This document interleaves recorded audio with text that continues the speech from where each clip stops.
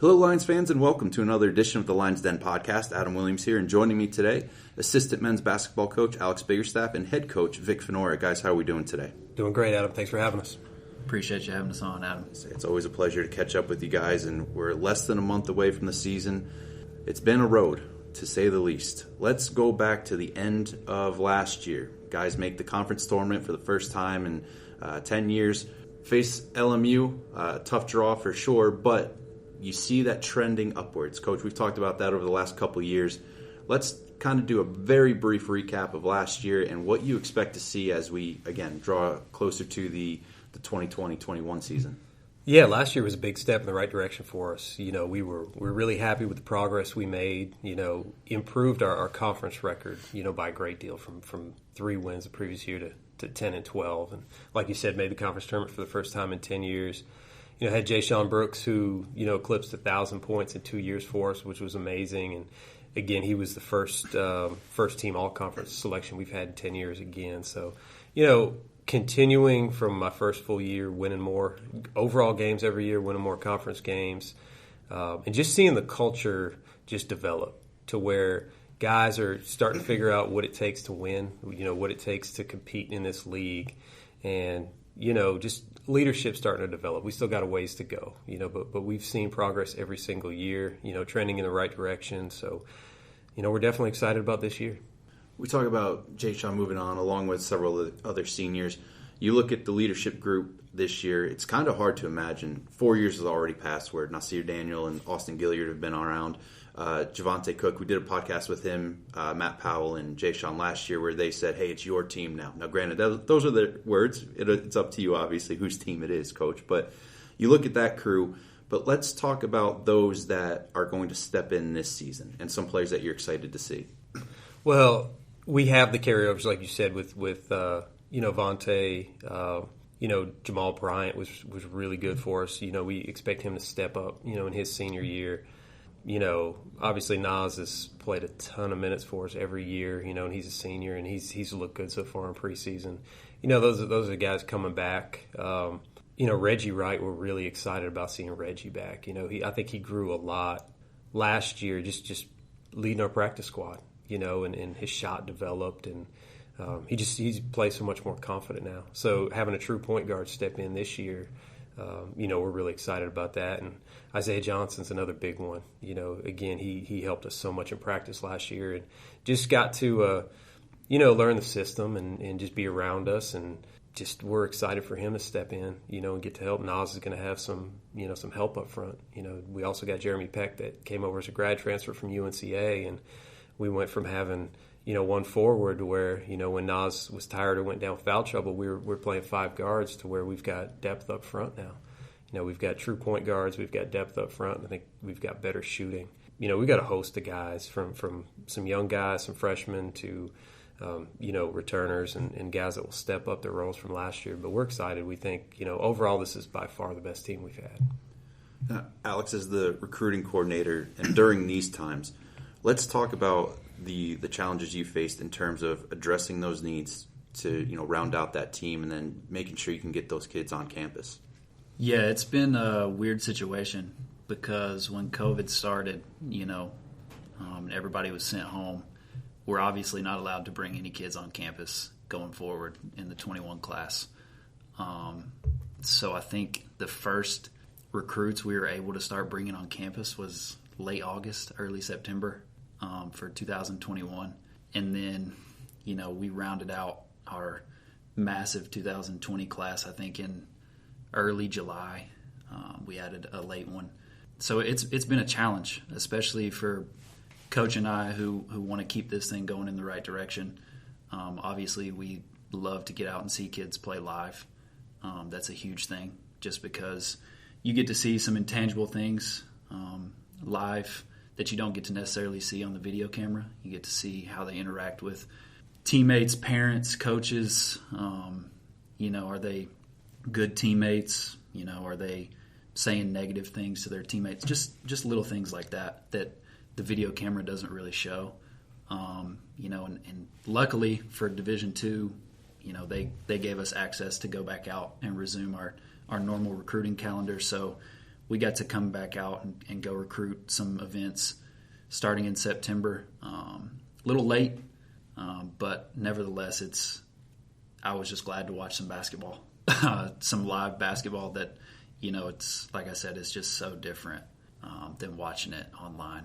So that was I guess a good part that's happened out of all this. Well, I want to give Alex some credit on that too. Like, the pandemic really hurt a lot of schools recruiting, but he's done such a good job getting out front of our recruiting classes. In a lot of cases, we're 2-3 years out front, with our classes, to where these 21s that, we couldn't get on campus because of the pandemic, where a lot of schools were really struggling and rushing.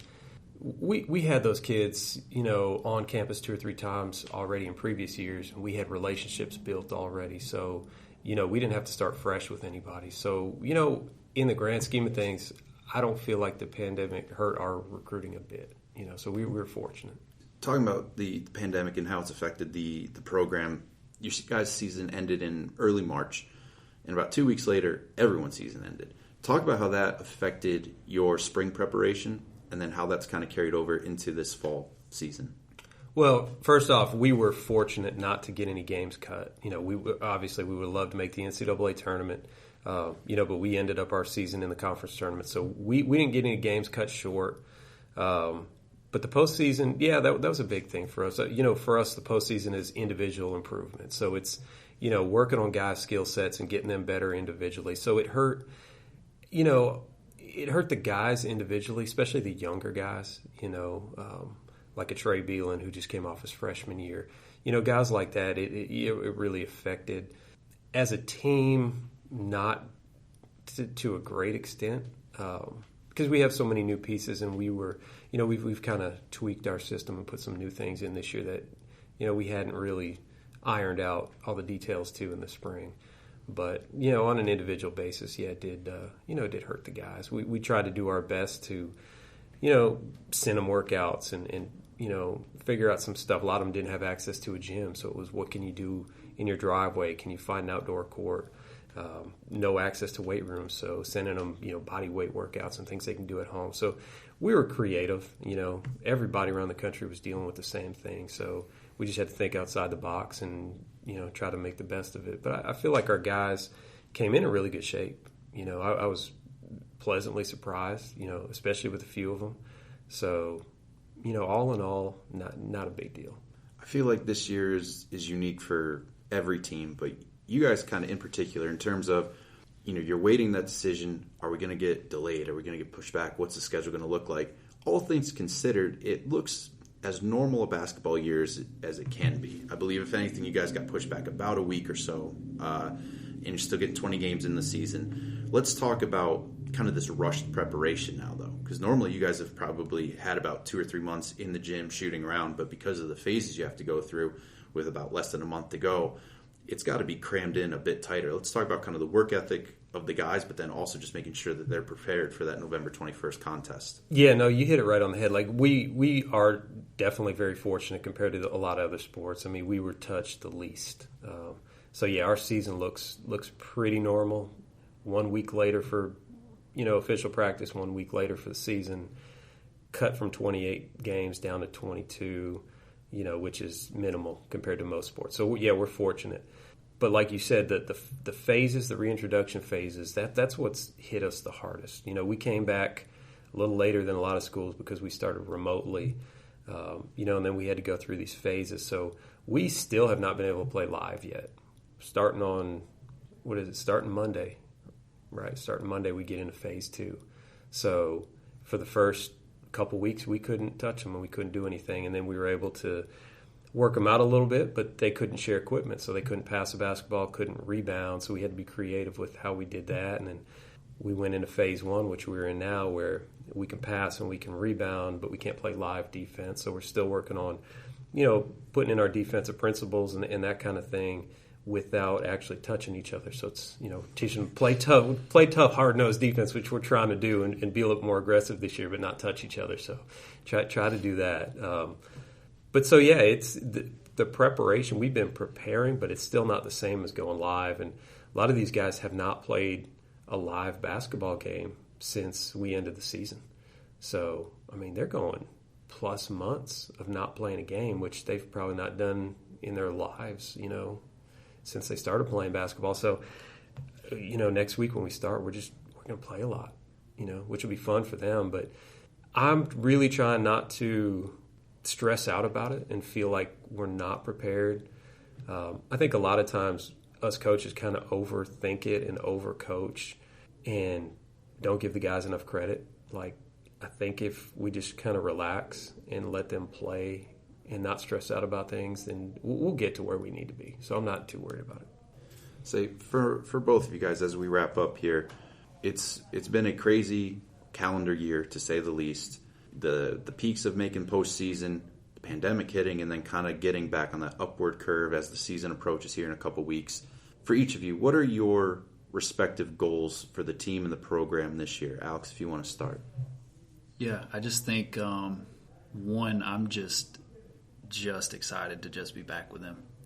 I think the biggest goal for us was to just be back as a community on campus. I think that's the number one goal, and to make sure that everybody stays healthy, and that there's no COVID outbreaks. I think that's the biggest goal, is to make sure that we stay on campus. And then after that, I just want to keep building on our success. Just, make sure that no matter what it is, whether it's little victories, like individual awards, or, guys being on the dean's list, stuff like that, celebrating those wins and making sure we're heading in the right direction, and also doing it on the court this year. Because like Coach said, we're fortunate. Games aren't really cut in respect to some other sports that have been hammered a little bit harder. So if we can keep improving in every aspect, and just guys, making sure that they come out of here with that degree, I think that's the biggest goal. We take a huge commitment and pride to our guys, making sure they walk out of here with that piece of paper. So if we can just keep building on all that stuff, all the little stuff, I think the results will show on the court. Yeah, and he said improvement on the court. I mean, we definitely want to continue to improve. We still have got a long way to go. The more I've been through this, I'm learning a little bit more, and I'm a little bit more cautious about setting like concrete goals. Because we really pushed hard last year. It was, man, we should be a conference tournament team. Let's make it. And we made it, and that was a great achievement. But I think some of the wind goes out of the sail. Like we've achieved our goals. We've made it. I think sometimes you kind of limit where you can get to when you set a goal like that. And I'm not saying, if we don't set that goal, we beat Lincoln Memorial. I mean, we showed a lot of, hey, this is our first time in the playoffs, and this is a big stage, and we weren't prepared for the stage. But I don't want to set a goal like that this year. We want to improve. But Alex is saying all the little things. It's continuing to see our culture develop. The classroom was a big part of it. Guys being prepared for careers and moving on, and being successful men when they leave here is part of it. Young guys learning what it is to be a Mars Hill Lion. How do you carry yourself? How do you act? Other guys learning what does it take to be a winner in this league.